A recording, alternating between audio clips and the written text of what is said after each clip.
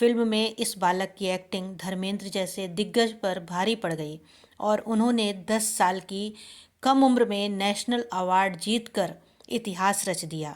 वह बालक आज एक बड़ा स्टार है। नमस्कार दोस्तों, आज आपके सामने उपस्थित हूँ एक भावपूर्ण स्टोरी के साथ। मीना कुमारी की 1967 में धर्मेंद्र के साथ फिल्म मझली दीदी आई थी, जिसकी गिनती ऋषिकेश मुखर्जी की बेहतरीन फिल्मों में होती है। फिल्म में जिस बालक ने मीना कुमारी के मुंह बोले भाई किशन का किरदार निभाया था, उन्हें डायरेक्टर उस किरदार में नहीं लेना चाहते थे क्योंकि उनकी उम्र बहुत कम थी। लेकिन मीना कुमारी की सिफारिश पर जब इस बालक का ऑडिशन देने का मौका मिला तो ऋषि दा ने पहले ही शॉट के बाद उन्हें लीड रोल के लिए चुन लिया। मीना इस बालक को बेटे की तरह प्यार करती थीं और वह भी मीना आपा कहकर उन्हें बहुत लाड करता था। एक्ट्रेस ने काम के दौरान उस बालक को बहुत कुछ सिखाया। फिल्म में इस बालक की एक्टिंग धर्मेंद्र जैसे दिग्गज पर भारी पड़ गई और उन्होंने 10 साल की कम उम्र में नेशनल अवार्ड जीतकर इतिहास रच दिया। वह बालक आज एक बड़ा स्टार है। उन्होंने मीना कुमारी के गुजरने के सालों बाद उनके साथ अपने रिश्ते पर चुप्पी तोड़ी तो कई दिलचस्प बातें निकल कर सामने आईं।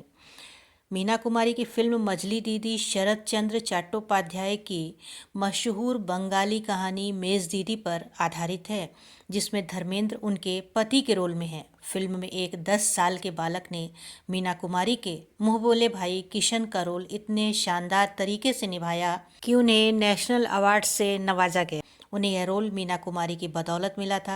यह बालक आज एक स्टार है जिसने बॉलीवुड के अलावा तू तू मैं जैसे मशहूर टीवी शोज में काम किया था। एक बार यह स्टार मीना कुमारी पर बात करते हुए रुआंसे हो गए थे, जिनके साथ उनका रिश्ता एक माँ बेटे जैसा था। सचिन पिलगांवकर ने मीना कुमारी के साथ काफ़ी काम किया है। जब एक इंटरव्यू में उनसे मीना कुमारी के बारे में पूछा गया तो वे बोले, मीना आपा मेरी ज़िंदगी का सबसे महत्वपूर्ण हिस्सा थी। मैंने उनके साथ एक फिल्म में काम किया था जिसका नाम है मझली दीदी। हम दोनों का मुख्य रोल था, उसमें धर्म जी भी थे लेकिन वे सपोर्टिंग रोल कर रहे थे। यह फिल्म मुँह बोले भाई बहन पर है। मैं उस फिल्म में बेटे का रोल कर रहा था। वे लीड रोल के लिए बच्चे की तलाश कर रहे थे।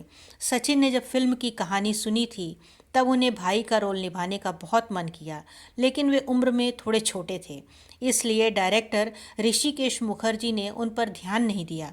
वे मीना कुमारी के साथ 2 दिन की शूटिंग कर चुके थे। वे उम्मीद छोड़ चुके थे कि उन्हें यह रोल मिलेगा। सचिन आगे बताते हैं, 2 दिन के काम के बाद वह लड़का उन्हें मिला। उससे मीना आपा के साथ वह कैरेक्टर निभाने को कहा गया। मुझे मलाल था तो मैं सेट से जाने लगा। ऋषि दा ने मुझे वहीं बैठने को कहा। उस लड़के के साथ शूट पूरा होने के बाद डायरेक्टर ने सचिन को वह शॉट करने को कहा। सचिन किरदार के गेटअप में आगे गए और मीना कुमारी के साथ शॉट देने को तैयार हो गए। सचिन ने बिना किसी योजना के किरदार को अपना टच दिया।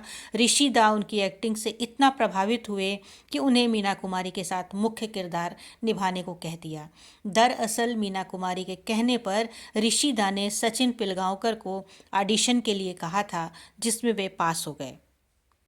सचिन पिलगांवकर फिर मीना कुमारी को याद करते हुए कहते हैं, मीना आपा ने ऋषि दा को उस रोल के लिए मुझे ट्राई करने को कहा था। उस वजह से मुझे वह रोल मिला, जिसके लिए मुझे बतौर चाइल्ड आर्टिस्ट नेशनल अवार्ड मिला। इसके बाद मीना कुमारी से सचिन का लगाव और गहरा हो गया। सचिन आगे बताते हैं, मीना कुमारी को बच्चे बहुत अच्छे लगते थे। वे मुझे अपने बच्चे की तरह मानती थीं। मैंने उन्हें हमेशा मीना आपा कहा। उन्होंने मुझ पर रुचि बहुत दिखाई। मीना कुमारी को लगता था कि सचिन पिलगांवकर चूंकि मराठी हैं, इसलिए उनकी बातचीत में कहीं कहीं मराठी झलकती है। उन्होंने नन्हे सचिन को उर्दू सिखाने का फैसला किया। एक्टर कहते हैं, उन्होंने मुझसे कहा, बेटा मुझसे घर पर मिलने आओगे? मैं कैसे आऊँ? मुझे तो नहीं मालूम आप कहाँ रहती हैं। मैं तुम्हें लाने के लिए गाड़ी भेजूंगी। वे हफ्ते में कम से कम 4 बार अपनी लंबी सी गाड़ी दादर में भेजती थीं। मैं उसमें बैठकर बड़े मज़े से उनके घर पहुंचता था। वे 2 घंटे मेरे साथ समय बिताती थीं। उसमें से 1 घंटा मेरे साथ टेबल टेनिस खेलती थीं। मुझे बहुत मज़ा आता था। उसके बाद 1 घंटा मुझे उर्दू बोलना सिखाती। मैं बहुत बोर होता था। मीना कुमारी की बातों को याद करके सचिन पिलगांवकर का गला भर आया। वे रुआंसे होकर कहते हैं, मैंने एक दिन पूछा कि मीना आपा, आप जो मुझे ये सब सिखा रही हैं, इन सब चीज़ों से मेरा क्या फ़ायदा होगा?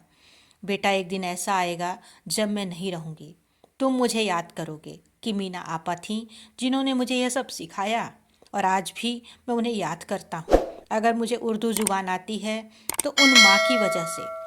मैं उन्हें बहुत मिस करता हूँ। 66 साल के सचिन पिलगांवकर को लोग नदिया के पार जैसी फिल्मों के लिए भी याद करते हैं। तो कैसी लगी आपको जानकारी कमेंट बॉक्स में अवश्य बताएं। मिलते हैं जल्दी ही नेक्स्ट वीडियो में, तब तक के लिए गुड बाय।